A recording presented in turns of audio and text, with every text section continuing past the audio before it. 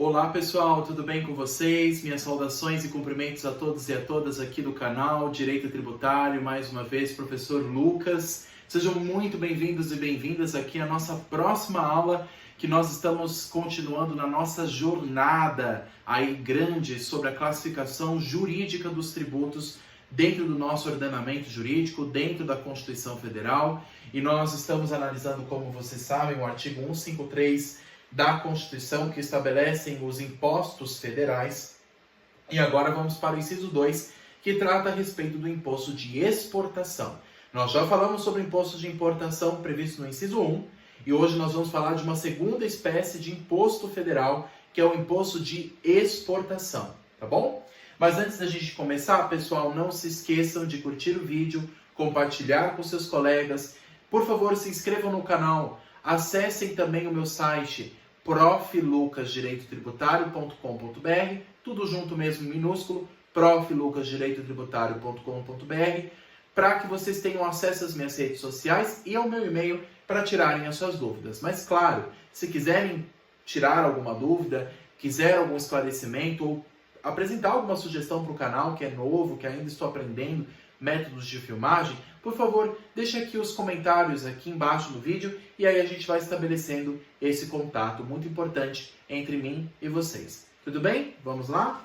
Então, inciso 2, artigo 153 da Constituição, imposto de exportação. Vamos lá.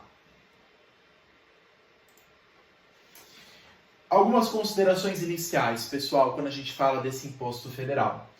Não se submete em relação às suas alíquotas aos princípios da legalidade e a anterioridade, seja anual e nonagesimal. Lembra que eu falei para vocês exaustivamente dos impostos extrafiscais? O imposto de exportação, assim como o imposto de importação, ele também é um imposto extrafiscal. Também é um tributo extrafiscal de competência federal e, portanto, a sua alíquota pode ser também alterada por mero ato do Poder Executivo, não precisando de lei. Ah, mas isso não é uma ofensa ao princípio da legalidade? E também a ofensa aos demais princípios como a anterioridade? Não, porque a Constituição Federal, no artigo 153, parágrafo 1º da Constituição, já previu essa exceção para esses tipos de impostos, entre eles o imposto de exportação. Então não há violação a esses princípios que são bases fundamentais do ordenamento tributário, porque a própria Constituição já previu essa limitação.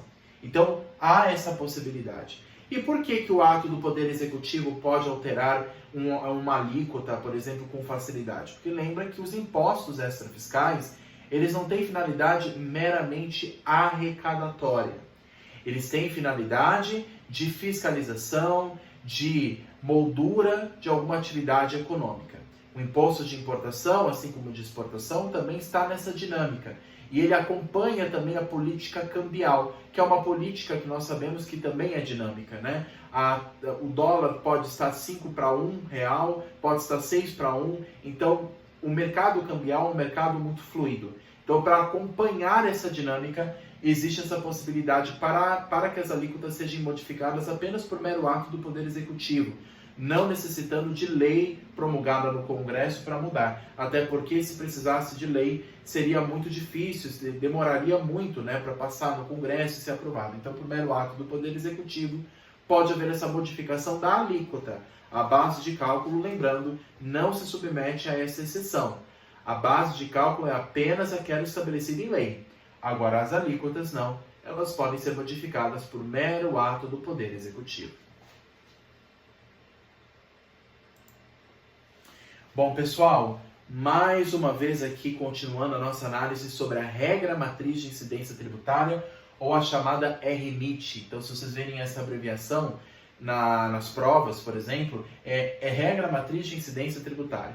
Lembrando que somente a lei que estabelece a regra matriz de cada um desses tributos. E quais são os critérios? Nós vimos na aula passada, mas vamos relembrar aqui de novo. Nós temos o critério material, critério espacial, critério temporal, critério pessoal e critério quantitativo. Vamos repetir mais uma vez e coloquem esse esquema aí na anotação de vocês, pessoal, para ficar claro quais são os critérios. Se perguntarem para vocês na prova da faculdade ou na OAB qual que é a regra matriz de incidência, vocês sabem que são 5 critérios estabelecidos pela doutrina. Critério material, critério espacial, temporal, pessoal e quantitativo. Esses 5 são estabelecidos em lei e formam a regra matriz de incidência que hoje nós vamos estudar para o imposto de exportação. Muito bem, pessoal. Olha só. Antes da gente analisando a regra matriz de incidência, mas eu fiz algumas considerações aqui. Acho que esse ponto nós já analisamos, né? Tá, então vamos para o próximo aqui, é que eu acho que eu me perdi na mudança aqui dos slides. Vamos lá. Perfeito. Critério material. O critério material, gente, é quando o fato gerador... Aliás, o que é o fato gerador do imposto? Ou seja, aonde esse imposto vai incidir? Quando que vai se dizer que há a origem de uma obrigação tributária com relação ao imposto de exportação? Quando que se origina essa obrigação tributária? Onde este imposto de exportação vai incidir? Esse é o critério material. O que é o fato gerador deste imposto? Lembrando que fato gerador não é um nome muito adequado, mas a gente vai usar ele. Fato gerador. Qual é o fato gerador? O fato que previsto na lei, um fato que na verdade ocorre no mundo real, mas que é previsto em lei. Qual que é o fato onde vai incidir esse imposto? E aí envolve o critério material. O critério material é a saída de mercadoria do território nacional. Lembra que a importação, ao contrário, é a entrada de mercadoria estrangeira em território nacional. O imposto de exportação não, é a saída de produto nacional, por exemplo, aqui para o território estrangeiro. Então, quando um produto de consumo, vamos imaginar, um produto in natura, um produto de consumo, grãos, arroz, milho, feijão, esses produtos do agronegócio, da parte da agricultura, né, que é muito exportado para fora, nós sabemos, né, na parte de exportação. Onde vai incidir o imposto de exportação? No momento em que sai a mercadoria do território nacional. A saída da mercadoria em território nacional com destino ao estrangeiro, a algum país estrangeiro, este fato é um critério material. Este fato é um fato gerador do imposto de exportação, é um critério material. Tudo bem, mas aonde ocorre? Qual local ocorre? A saída do território nacional, tendo sido o produto apreendido pela autoridade alfandegária, né? No caso, apresentado perante a autoridade alfandegária, no caso, o porto ou o aeroporto. O que acontece? A partir do momento que o produto é apresentado na autoridade alfandegária, e ali se faz a declaração de exportação, quando se quer mandar o produto para fora, ali é o local onde ocorre este fato gerador, é o critério espacial. É perante a autoridade alfandegária, para que haja devida exportação depois, a saída do produto em território nacional. E esse produto, como nós sabemos, ele precisa ser registrado. Ele tem que ser declarado pelo contribuinte e registrado pela autoridade federal, para que aí só depois ele possa sair pelos portos e aeroportos do país, ou pelas rodovias, sair do território nacional. Então, onde ocorre é no território nacional brasileiro, perante a autoridade alfandegária, para que depois ocorra a sua devida saída. E por que tem que ser perante a autoridade alfandegária? Porque a autoridade administrativa competente para fazer a devida fiscalização da exportação e permitir a possibilidade do produto sair do país, para que ele esteja em devidas condições para ser exportado. Muito bem. Agora, quando a gente fala em critério temporal, quando que ocorre a exportação? A gente sabe em que incide o imposto, o critério material, onde ocorre essa obrigação, critério espacial, mas quando? O tempo. Muito bem. O momento que ocorre essa exportação é o momento em que for registrado a saída da mercadoria do território nacional, perante a declaração do produto junto à autoridade alfandegária. Ali na declaração, que é uma obrigação acessória, o que é uma obrigação acessória? Nós vamos ver isso lá na frente quando estudarmos obrigações tributárias. Nós temos dois tipos de obrigações básicas nos tributos. Não é só de pagar. A de pagar a gente chama de obrigação principal. Mas também nós temos a obrigação acessória, que é junta com a obrigação principal. A obrigação acessória é tudo que envolve a declaração, os documentos que devem ser apresentados. Não basta só mandar o produto fora. Não basta apenas pagar a taxa, apenas pagar a devida exportação do produto. É necessário também que haja o quê? O registro, a declaração de exportação. Assim como há para a importação do produto, para a exportação também deve haver essa declaração perante a autoridade alfandegária. Então, o produto chegou no aeroporto. Lá vai estar a autoridade alfandegária em conjunto com a Receita Federal, com as devidas autoridades federais, do Ministério da Fazenda, do Ministério da Agricultura e das outros departamentos, até do IBAMA, ou de outros departamentos, outros órgãos do Poder Federal. Então, a autoridade alfandegária vai agir em conjunto com essas autoridades federais para que permita a saída desse produto estrangeiro, desse produto nacional para um território estrangeiro, tá? Então, o momento é registrado na declaração. A data que ali é apresentada é 15 de fevereiro de 2023. É a data em que foi declarada. É a data em que está registrada, documentada. E aí que é o critério temporal. Aí que ocorre a exportação. Houve o registro, tudo regulado, tudo certo, o produto pode sair do país para um outro país. Muito bem, pessoal. Agora, quando a gente fala em critério pessoal, quem é que vai cobrar? Quem é que vai ser cobrado? Sujeito ativo é quem cobra. Sujeito passivo é quem é cobrado. Sujeito ativo é a União Federal. Nós estamos na competência dos impostos federais, artigo 153. Imposto de importação é um, imposto de exportação também é outro.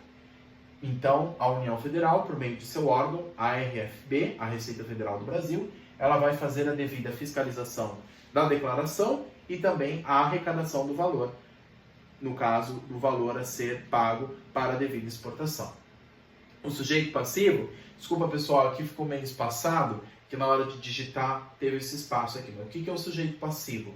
É o exportador do produto ou quem a lei a ele equiparar. Artigo 27 do Código Tributário Nacional. Então, o artigo 27 do CTN diz que o exportador do produto, que pode ser pessoa física ou jurídica, então eu, quando exporto um produto para fora, ou quando mando um produto para fora, ou uma empresa que faz isso, no caso, é considerado um exportador, que pode ser pessoa física ou jurídica, ou quem a lei a ela equiparar, com base no artigo 27 do Código Tributário Nacional.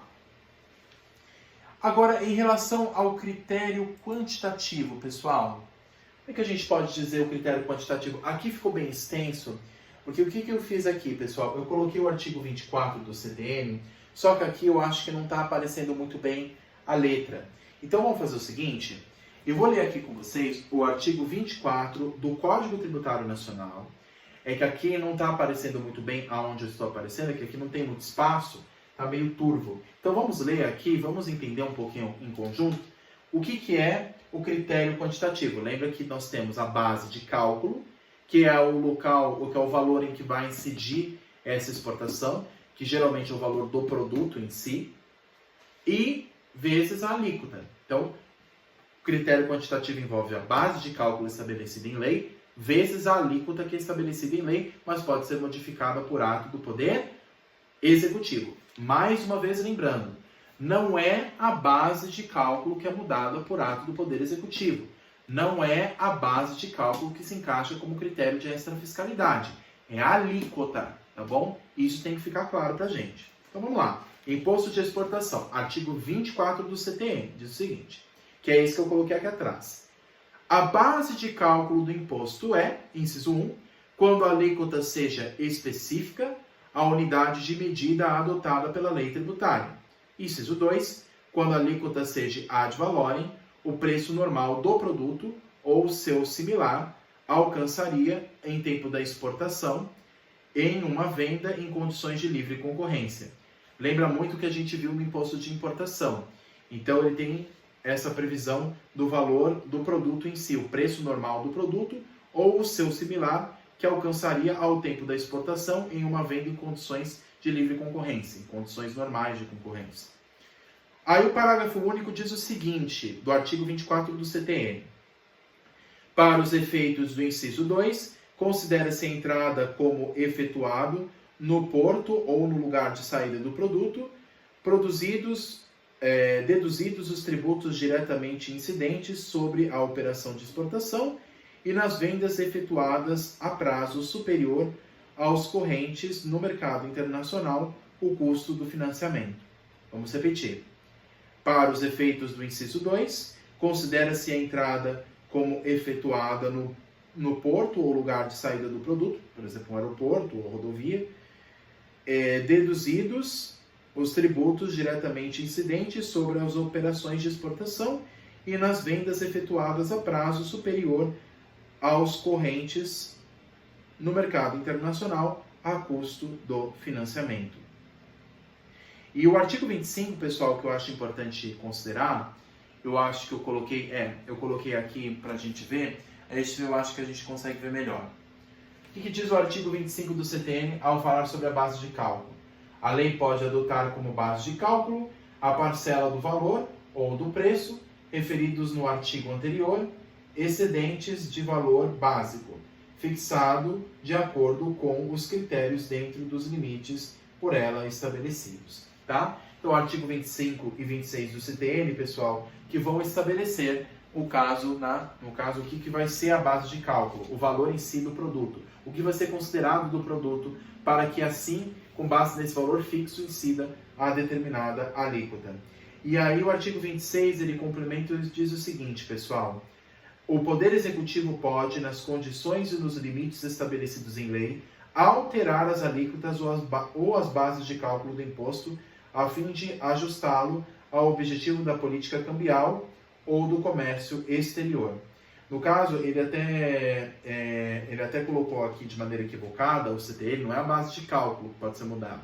No caso, o que muda é a alíquota, por ato do Poder Executivo. E lembrando, pessoal, que o contribuinte do imposto é o exportador ou a quem a lei a ele equiparar. Tudo bem? Então, pessoal, basicamente são esses os elementos que eu gostaria de trazer para vocês aqui sobre o imposto de exportação. E se ficaram alguma dúvida, ou se ficaram algumas dúvidas, né, referente ao tema, por favor, me avisem, fico à disposição para esclarecer as dúvidas de vocês. Aqui embaixo, pessoal, tem o meu site, como eu falei para vocês, proflucasdireitotributário.com.br, para o devido esclarecimento, tá bom? Lá tem as minhas redes sociais, como eu falei, e meu e-mail, onde a gente pode estabelecer esse contato para tirar as dúvidas que a gente viu sobre o tema, no caso do imposto de exportação e sobre as demais aulas, tudo bem? Muito obrigado a todos, pessoal, e até a próxima.